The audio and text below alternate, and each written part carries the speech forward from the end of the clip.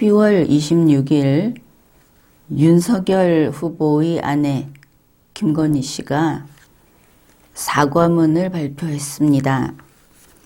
그동안 논란이 있었던 경력 사기 의혹, 그것과 관련된 사과였습니다. 이번 사과문 발표는 기자의 질문을 받지 않는 입장문 낭독 방식으로 하기로 결정됐다고 합니다. 원래부터 김건희 씨가 직접 나서서 사과를 하고 싶다고 했다. 그렇게 밝혔고, 또 김건희 씨는 생방송 기자회견 방식을 원했다고 합니다. 그렇지만 일문일답 방식은 선대위 측에서 만류한 것으로 보입니다.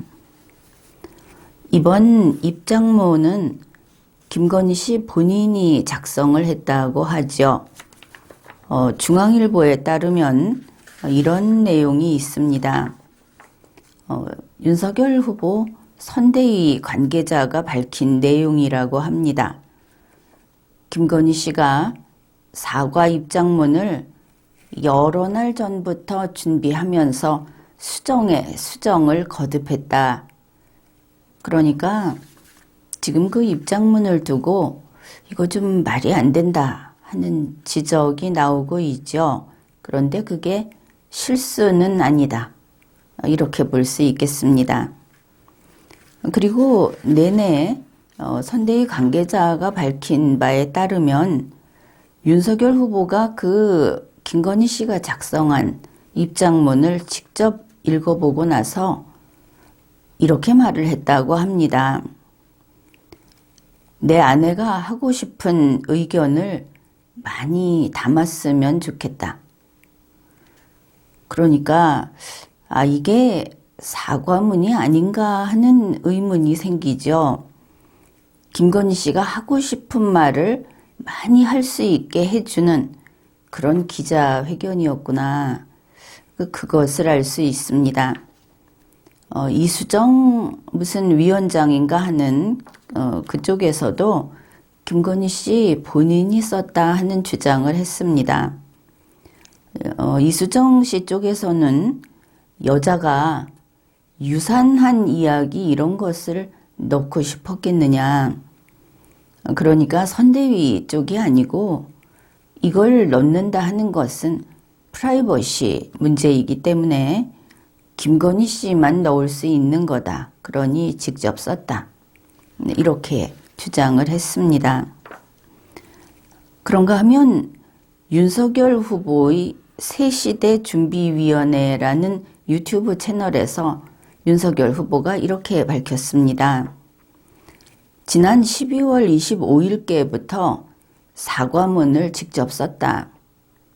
아내는 가까운 사람에게 물어보는 것 같기도 했고, 그런데 결국은 본인의 고집대로 초안대로 했다. 이렇게 밝혔습니다. 이번에 김건희 씨의 사과 입장문이 두루 보도가 되었죠. 그런데 거기에서 특히 어울리지 않는 문구가 있었습니다. 바로 유산 관련 부분입니다.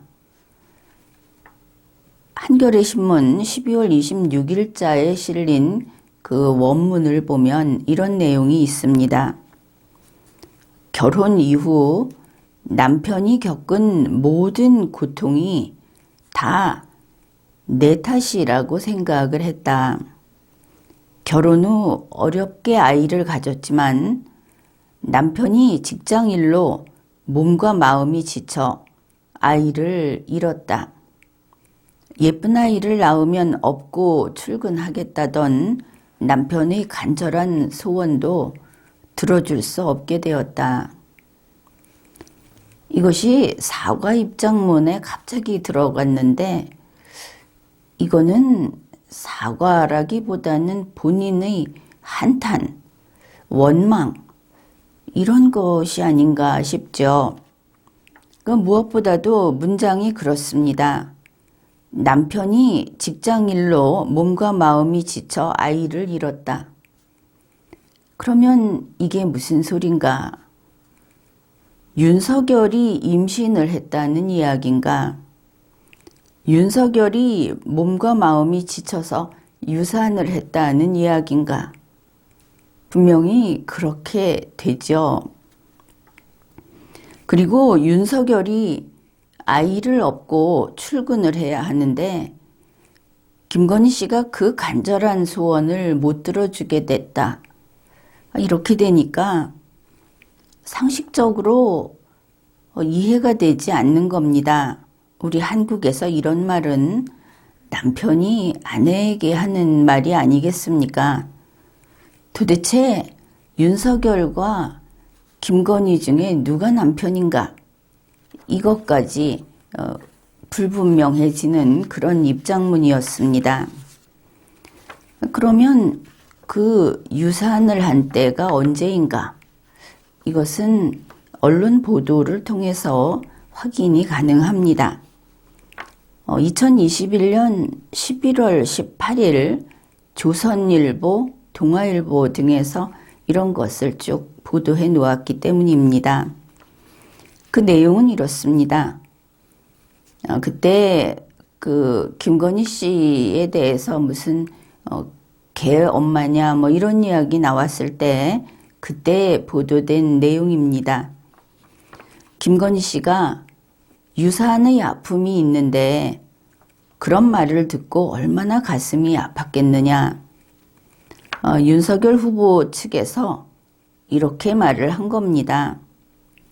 김건희 씨는 국정원 댓글 수사 판문이 커졌을 때 충격을 받아서 유산을 한 일이 있다. 그러니 국정원 댓글 수사 파문이 커진 때였구나 이렇게 알 수 있죠. 같은 11월 18일 성일종 국민의힘 의원도 여기에 대해서 직접 밝혔습니다. 윤석열 후보와 김건희 씨는 본인들이 원해서 아이를 낳지 않는 것이 아니다. 과거 김건희 씨는 임신한 적이 있고 당시에 윤석열 후보는 크게 기뻐했었다고 하는데 국정원 댓글 수사 파문이 커졌을 당시 김건희 씨는 크게 충격을 받아서 유산을 했다고 한다. 그래서 지금까지 윤석열 후보 부부는 아이를 낳지 못한 것이다. 아무리 정치판이 냉혹하고 선거판이 무섭다고 하지만 이렇게 남의 상처까지 잔인하게 후벼 파도 되는가? 이런 글을 올렸습니다. 그러니 상처가 아직도 아프다. 이거를 알 수 있죠. 그러면 유산을 한 시기는 국정원 댓글 사건과 관련해서 윤석열 씨가 항명을 했느니 무슨 좌천이 됐느니 하는 그런 때였구나. 이렇게 짐작을 할 수 있습니다. 게다가 보도 나온 것들을 보면은 원한이 맺혔구나. 그것 때문에 유산했다고 생각을 하는구나. 이렇게 볼 수 있겠죠. 물론 윤석열 씨가 이 항명, 좌천하는 그 사건에 대해서 원한을 품었다는 자료는 많이 있습니다. 그런데 이렇게 되고 보니까 유산을 한 것까지도 또 하나의 원한을 품은 그런 일이 되었구나. 그것을 알 수 있죠.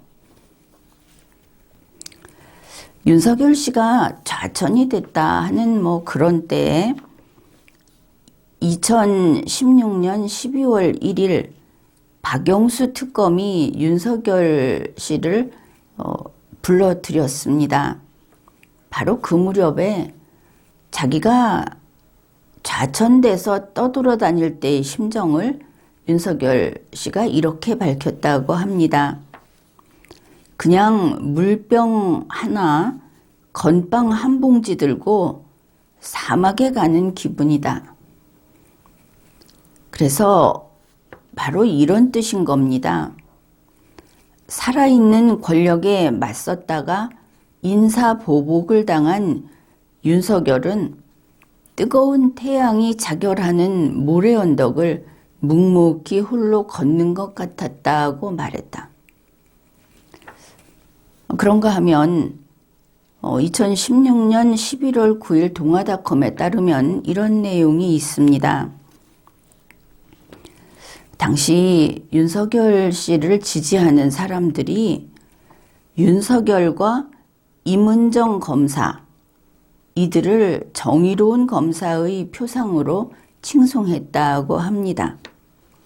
그러면서 여기에 나온 내용이 이겁니다. 윤석열은 한을 품은 사람이다. 한을 품었다고 하죠. 그러면서 한을 품으면 자칫 독선에 빠지거나 과격해질 우려가 있다. 윤석열은 일생일대의 수사가 좌절된 것과 자신이 하극상의 주인공으로 낙인 찍힌 것이 한스러운 것이다. 윤석열이 특검이 된다면 피비린내가 진동할지 모른다. 물론 이것은 윤석열 검사하고 윤석열 씨하고 박영수 씨하고 이렇게 누가 특검이 되면 좋겠느냐 했을 때 나온 기사인 것을 알 수 있습니다. 여기에서 윤석열의 일생일대의 수사, 그게 바로 댓글 수사가 되겠죠. 2013년 국정원 댓글 사건을 수사할 때 윤석열 씨는 서울중앙지법의 특별수사팀장이었습니다. 그리고 그때 이 윤석열 수사팀장은 그 사건을 MB가 개입한 의혹으로까지 수사를 확대할 그런 목표를 가지고 있었던 것을 알 수 있습니다. 이것은 그 당시 한겨레 신문의 보도 내용입니다. 그리고 이러한 윤석열 검사는 박근혜 정부의 시작이라고 할 수 있는 그 정부의 정통성, 이거를 무너뜨리기 위해서 이명박 대통령이 이 국정원 댓글 사건에 개입했다. 이런 것을 결과를 내고 싶었던 것이다. 이렇게 되기 때문에 결국 윤석열은 친이도 아니고 이명박 대통령 측도 아니고 친박도 아니다. 친자를 붙이기보다는 양쪽에 다 원한이 있는 편이구나. 이렇게 이 내용을 보면 이렇게 파악을 하게 됩니다. 그런가 하면 2017년 1월 11일 당시 이재명 성남시장이 SBS에 나가서 이런 질문을 받았답니다. 공약 1호가 무엇인가? 그러니까 이재명 성남시장이 윤석열 검사를 검찰총장으로 기용하겠다고 했답니다. 이때가 이제 대선을 생각하고 한 대답이겠죠. 그러면은 왜 그런가? 여러 가지 이야기를 했는데 결국은 윤석열이 원수를 갚을 그런 사람이어서 이런 일들을 잘할 것이다. 그런 것을 알 수 있습니다. 그리고 2017년 5월 19일 문재인 보궐 대통령은 윤석열 씨를 서울중앙지검장에 임명을 합니다. 이것을 두고 또 신문에서 보도한 것은 이런 내용들입니다. 박근혜 정권의 정치적 희생양이었던 박형철을 반부패 비서관에, 같은 정치적 희생양이었던 윤석열을 서울중앙지검장에 임명한 것은 박근혜 정부의 원한을 가지고 있는 희생양들을 모두 적폐청산의 최일선에 배치시킨 무시무시한 인사다. 이런 보도들을 살펴보고 이번 김건희 씨의 입장문에서 우리가 참 이상하게 들어가 있다. 그렇게 지금 논의를 시작했는데 그 이야기를 다시 해보기로 합시다. 그러니까 성일종 의원의 말에 따르면 결국 김건희 씨가 유산을 한 때는 국정원 댓글 사건으로 윤석열 씨가 대구로 쫓겨갔을 때 남들은 거기가 좌천이라고 하지는 않습니다. 그러나 윤석열 씨는 좌천이라고 하죠. 이제 그런 때이고 또 결혼을 하고 얼마 안 된 때 거의 신혼이었구나. 그리고 그 충격으로 김건희 씨가 유산을 했다는 뜻으로 입장문에 이런 것을 넣었구나. 그런 사실들을 알 수 있습니다.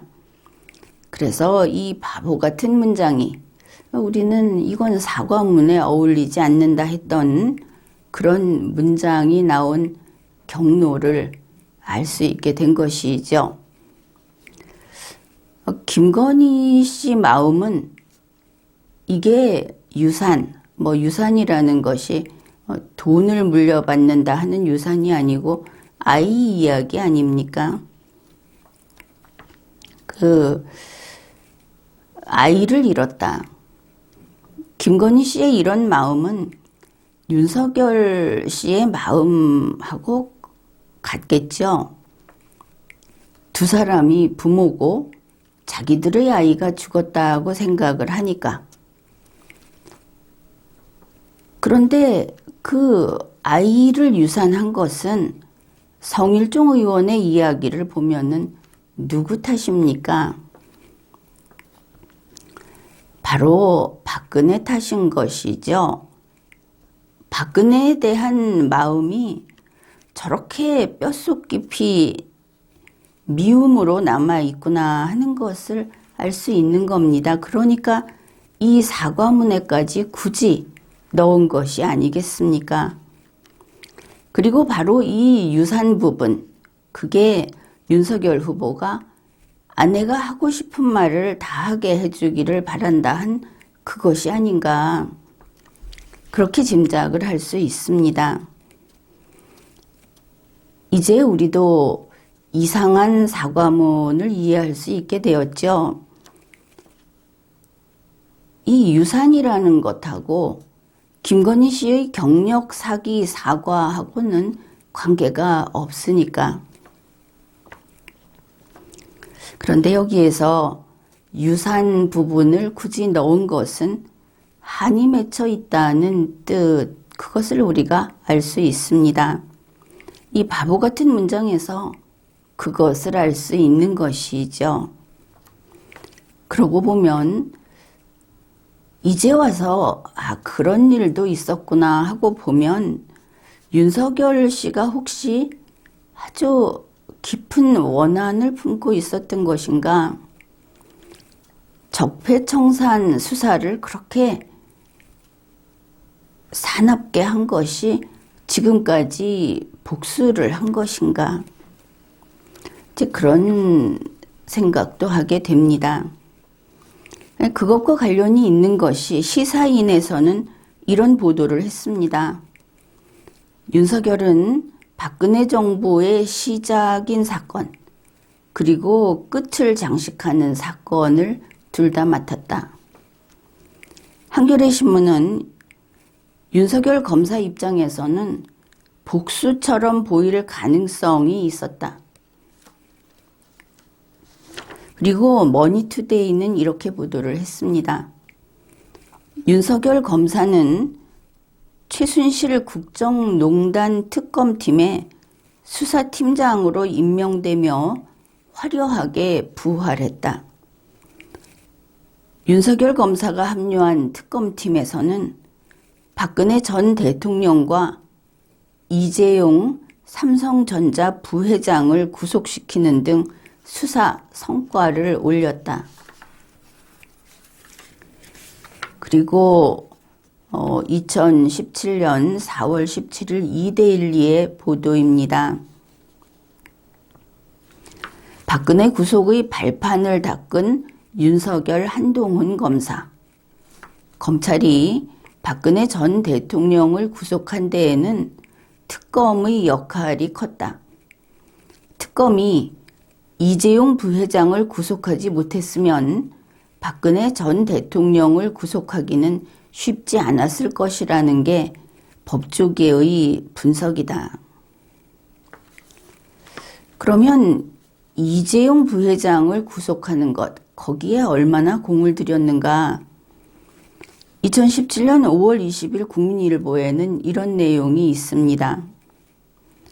윤석열 지검장은 수사팀장으로서 삼성그룹의 뇌물 공여 혐의 수사를 지휘했고 이재용 부회장에 대한 두 번째 구속영장 청구 때는 법정에 직접 나가서 반드시 구속해야 한다고 주장을 했다. 그리고 윤석열은 특검 기간이 다 끝난 뒤에도 일부 파견 검사하고 남아서 공소유지를 해왔다. 이 공소유지라고 하는 것은 그 당시 문재인 정권에서 고심하고 있던 부분이었고 박근혜 전 대통령 측에서 이것을 가지고 싸울 수 있었던 그런 중요한 그 단서 중에 하나였습니다. 이제 그것을 윤석열 검사가 쓸 수 없게 만들어 버린 그런 것을 가리키는 겁니다. 그런데 좀 이번 사과가 아무도 사과라고 여기지 않는 사과였다 하는 것은 이미 확인이 됐죠.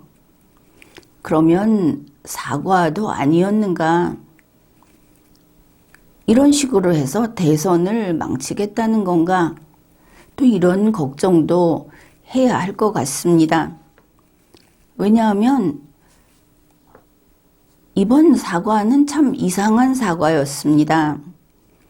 김건희 씨는 처음 나와서 아주 활짝 웃으면서 좌중을 볼 때 이렇게 오른쪽을 향해서 웃었습니다. 인사말도 하고.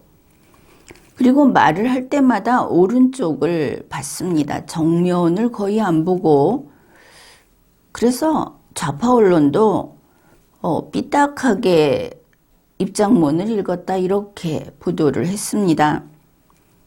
아마 영문도 모르면서 기분이 좋지 않았던 모양입니다.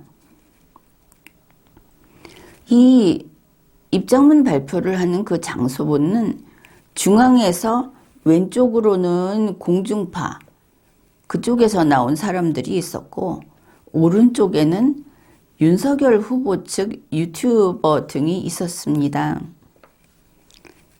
그러니 이게 고도의 수법으로 디스한 거다. 곧 이런 이야기가 나오겠죠. 또 개사과 나왔다. 이런 겁니다. 김건희 씨는 오른쪽을 향해서만 사과문을 읽었습니다.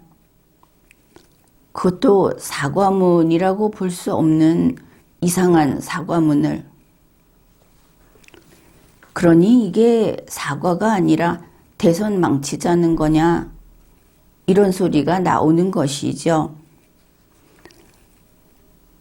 김건희 씨의 그 이상하게 들어간 글, 이게 이 바보 같은 문장이 윤석열 후보의 페이스북에도 또 다른 글로서 있었습니다.